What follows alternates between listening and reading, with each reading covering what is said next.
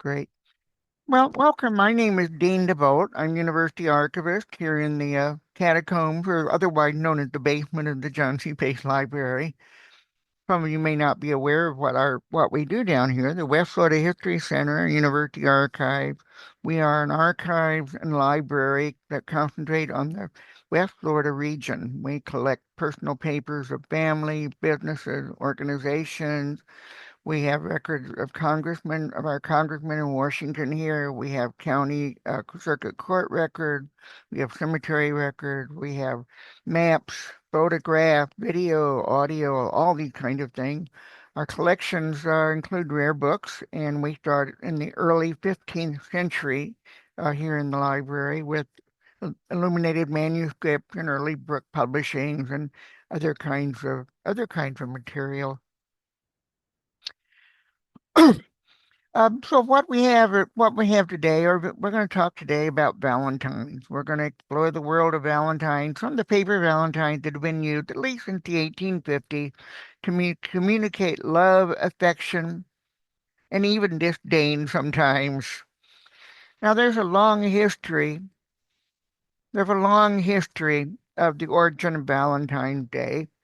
But as we do know, and I'm not going to spend a lot of time on that today, but we do know that by the 15th century, February 14th had become known as a feast day celebrating romantic love in honor of Saint Valentine, and so we call it Saint Valentine. And of course, the French culture spread throughout Europe and to other things. And what we have to do today, we're going to talk a little bit. We're going to show some of the things, and I'm going to talk a little bit about Valentine's symbol. Now, the first appearance of the term roses are red, violets are blue was in this book called Gammer Gurton Garland. It was published in 1784. I'm showing you the title page from 1810 edition. And it's a collection of children's songs and verses for good little children. Little good children, it says. All good little children on the cover. And it's a compilation of children rhyme, poems, stories. And up until the publication of this book, most people did not consider these kind of things ever having real literary merit. But this book came on the market and was the first to bring these together. Also, there's illustrations in this book, and they are actually done by William Blake. But that's a story for another time. Well, from this humble poem called The Valentine, the rose is red, the violet blue, the honey sweet, and so are you. Thou art my love, and I am thine. I drew thee to my Valentine. The lot was cast, and then I drew, and fortune said it should be you. And this is where the origins, although probably long before this in folklore, where we get the roses are red and the violets are blue. Now, another holiday tradition and a Valentine tradition is Cupid. And Cupid was the ancient Roman god of love and was counterpart of the Greek god Eros and the equivalent of Amor in Latin poetry.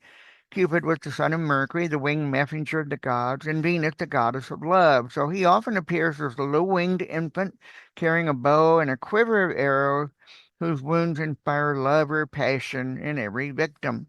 And we can actually see some examples in the 1911 postcard of Cupid and his ammunition, with being hearts, and his bow and arrow and quivers and so forth. So this is a very common theme in Valentine. And these three Valentines, again, a postcard from about 1911, they also show Cupid with the key to your heart, Cupid with his little ship of valentines and flowers and roses, and the postcard using the blue flowers, the blue violets. Now, Valentine's Day was celebrated with small gifts and flowers, and it was not until the 1790s that you start seeing printed Valentine cards appear. And the early industrialization of Britain in the early 19th century brought rapid advances in printing and manufacturing technology. And also the British Post Office in 1840 issued a stamp, the first stamp, for 1 penny stamp, and that made it easier to do a lot of mailing and mailing postcards. Um, so by the mid 1820s onward, there's already some 200,000 Valentine being circulated throughout England. Now, most of the Valentine that we have in our collection came from the Dorothy Burrow collection. Her father was a printer and publisher in Pensacola, Florida. Dorothy attended Florida State College for Women, which today is Florida State University, and she was a teacher at Pensacola High School for close to 40 years. And her Valentine come from her school and from her classmates in the time she was in school. We all have other Valentines that have been given to us over time or turned up in collections and donation, uh, including the Axelson family, whose members were German and Swedish. Um, and so we do have a variety of Valentine. And this is an example of a scrapbook, young lady's scrapbook that we have in the collection. And there are Christmas cards in here, and there's other kinds of cards. And this page had some of the early Valentine cards from the 1890s into the 1900s. So let's start. Valentine cards were primary in America were primarily printed in Germany. Germany in the 1890s became the forefront of color publishing, quality color publishing, and the Victorian era saw the greatest influx of the Valentine card. And there was a theme at the time: the more elaborate and grandiose the Valentine card, the more the admirer loved you. In short, having spent more money on the card. And so some of the earliest Valentine in our collection are really from the early period in the 1850s and other.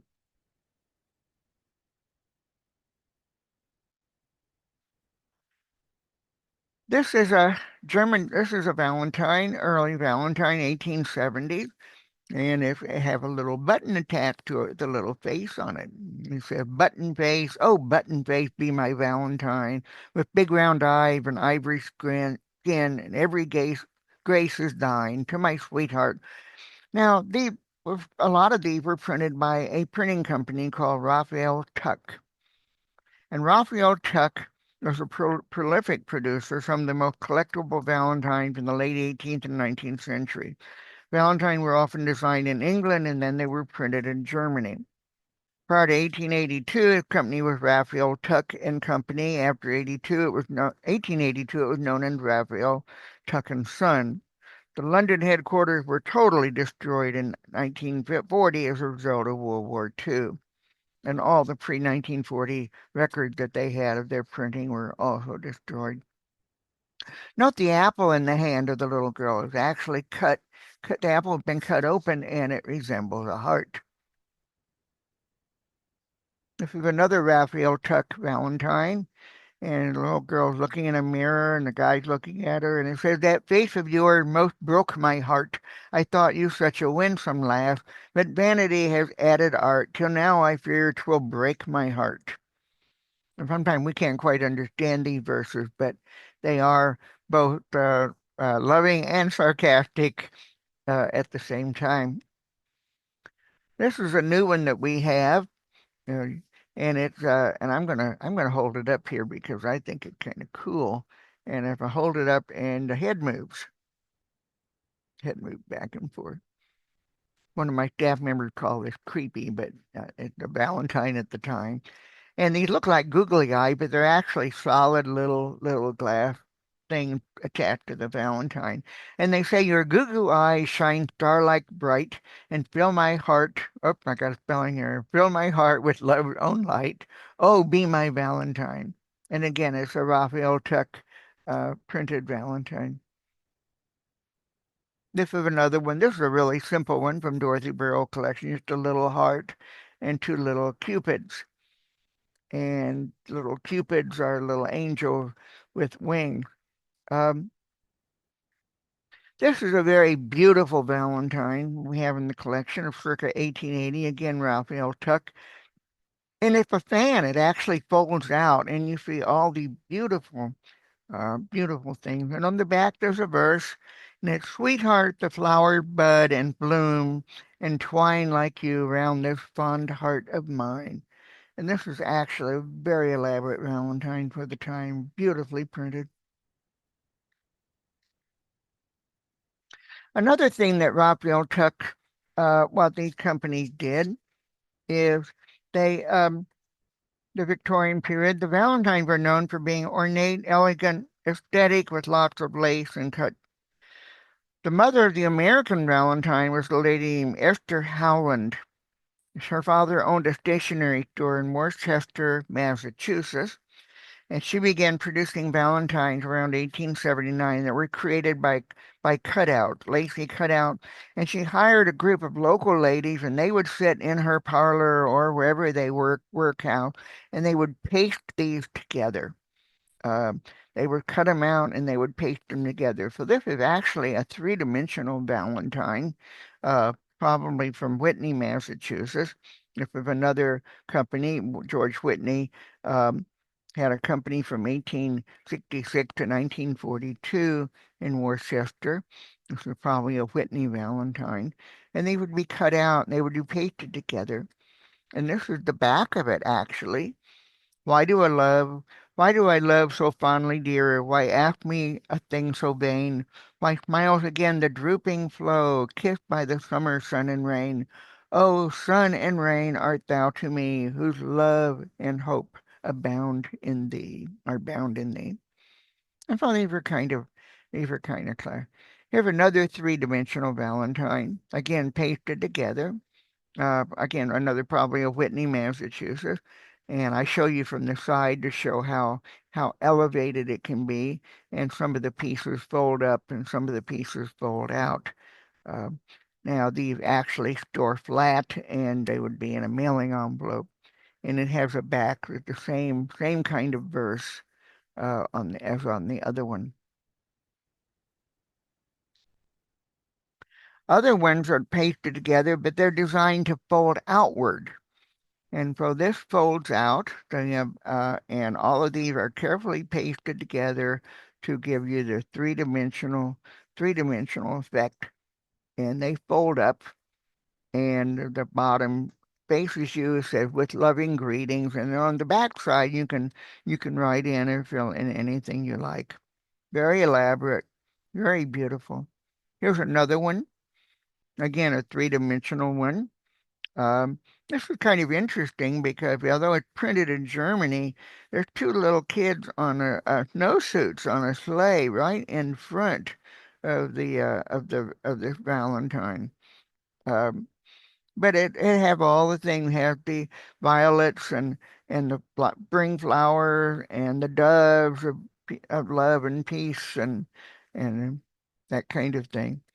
And here's a side view showing you how deep it is, and then you fold it up again, and it's true love's offering.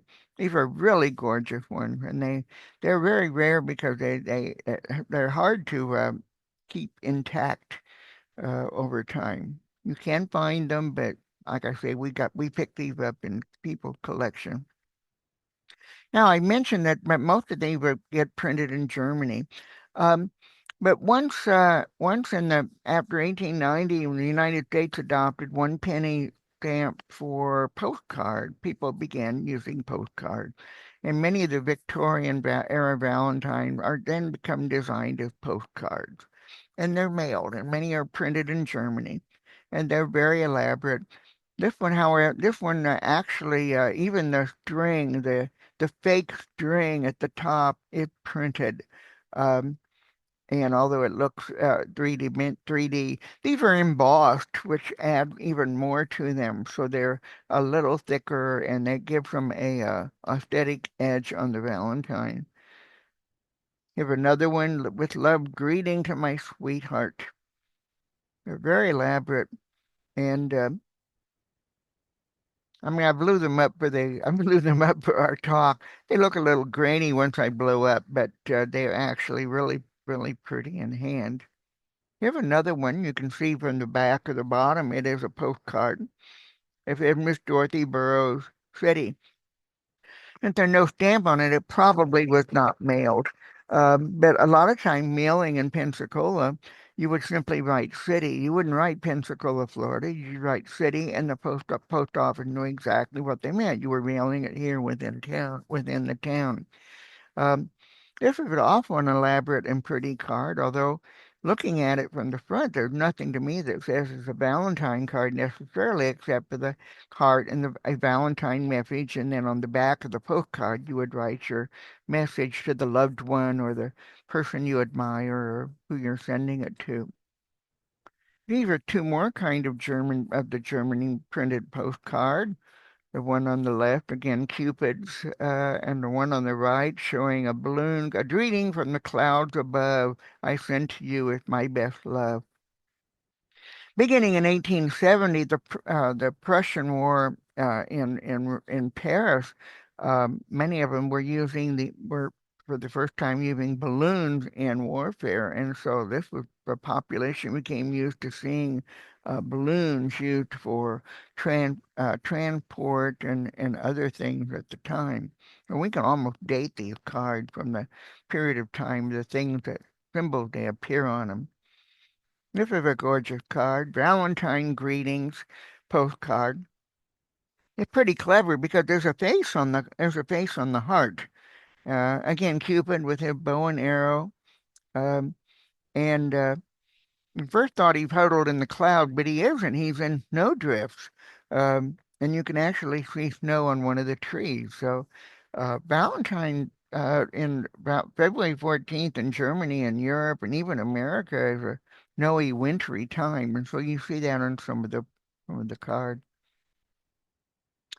Here's another one from the Dorothy Burrow collection. Again, a postcard. Through the door of your heart may each trouble now flit, and good things without number then occupy it.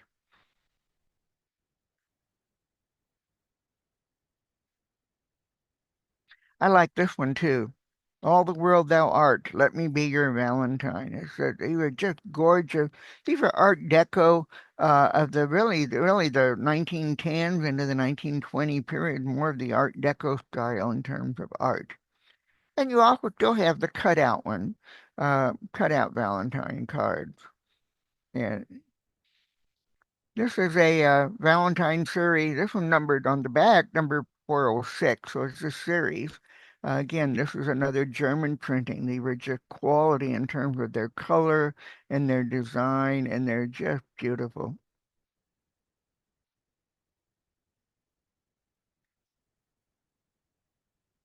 To my Valentine. You would find these in drugstores. You would find these in your general store, and you would go in and purchase these for Valentine's Day. Interesting. St. Valentine greeting. It's a pretty little thing. Um, and it's really from the point of view of a storekeeper selling the Valentine to people. You notice the box is made in Arcady. Arcady is an unusual word. It actually means paradise. It's a literary term used in paradise. We see it used in Arcadia, things like that. And I don't see it very often. I have not seen it very often on postcards except here. And this is another elaborate, beautiful card. Your charming grace, sweet Valentine, has captured this fond heart of mine.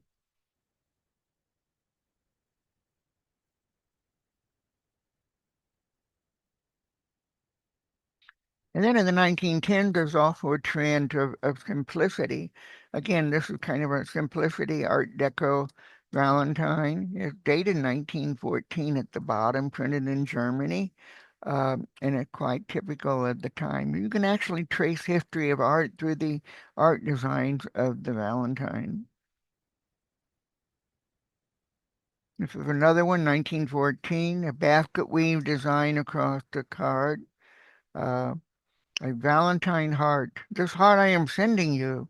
I used to call it mine. Please take the heart that beats so true for your sweet Valentine. And here's another penny postcard mailed in Pensacola. This one mailed in 1908. Um, and This is probably not a German printed postcard. The American printers tried to catch up, and they produced these color cards, but they don't have the depth of quality, depth of color that the German printing does. With my best love.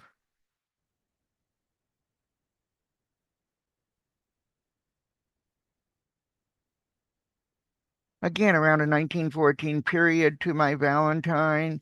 Again, sort of the Art Deco style. Very beautiful, very simplistic, and just absolutely gorgeous in its design.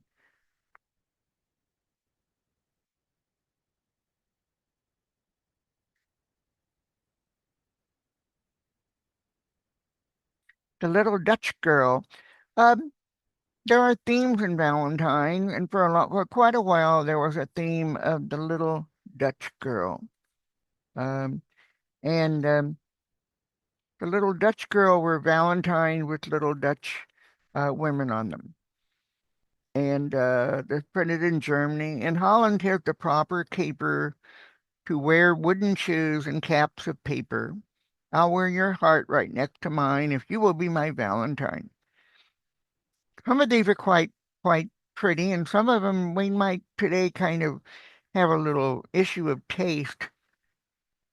You'll see the one on the left has a accent, as had been translated into a to a kind of an English accent. It's printed in by the Gibson Art Company in Cincinnati.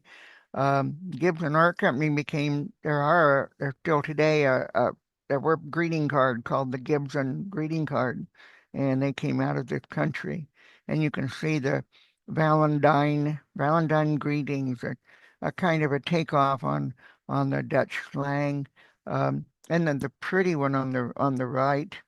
Of course, it's around 1916. It's just at the time of World War One, and the printers are starting to get a lot better in printing their cards. The little Dutch girl were quite common. Here's another one, a little card. Posies in my garden grew. Pick them cards, they look like you. Send them with this little line to ask, please be my Valentine. And there's a couple that I questioned about using, but I'm going to include this one. And their sausage it is bully, and their coffee cake is fine, but neither one is half so sweet as you, dear Valentine. And there's a whole series of these cards featuring sausages in some way part of the culture of the time. But then we're coming to Valentine cards that were not designed to be made. They're not postcard. Um, and so they're simple cards. Sometimes they have a verse on the back. This one says, fair is thy face to me as flowers in bonny May, and therefore do I offer thee a true love gift today. And you would sign it. These tended to be handed to people, or you think of them using in classrooms in school where you had a drop box. Here's another one. Uh, Forget-me-nots, although the forget-me-nots appear to be pink on this one. A verse I dearly love to send to tell you I am more than friend, but that I dare not, lady mine, so sign yourself your Valentine. And of course, it says Dorothy Burrow, Dottie on it. So uh, given to her. There's another one, same kind of thing. You climb up the ladder to get a kiss. A verse I dearly love to send to tell you I am more than friend, but that I dare not, lady mine, so sign yourself your Valentine. And we start getting into American printing. Like I say, they have a little difficulty meeting the German quality, but these are the kinds of things that they produce. They're also gorgeous in their own right. Um, Somehow the German when you did printing, you printed different colors. So you'd print one color, then another color, and another color, and you hoped to register them so that the color did not fall out of alignment. And sometimes that was seemed to be the problem for Americans. They had a difficulty with that. And so some of the postcards, the colors were just not quite within the letters and things like that. There's a couple more. Of course, now we have the emergence of the auto and the car in 1910, 11 period. Chug, chug, I'm headed straight your way to be your Valentine today.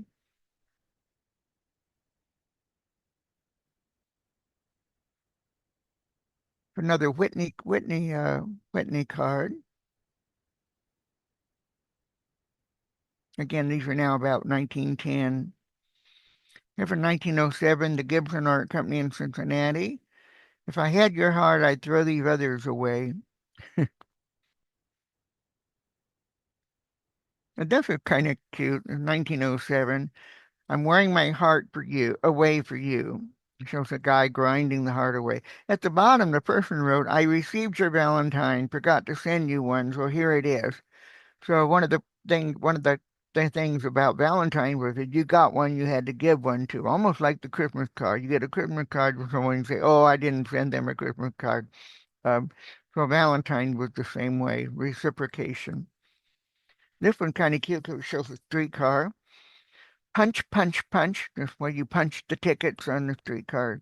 Punch, punch, punch with care, but punch my heart, sir, if you dare. And again, this is Raphael Tuck, but this is the New York branch, what they started printing. And I've had a lot of people tell me this is their favorite one, especially for Florida.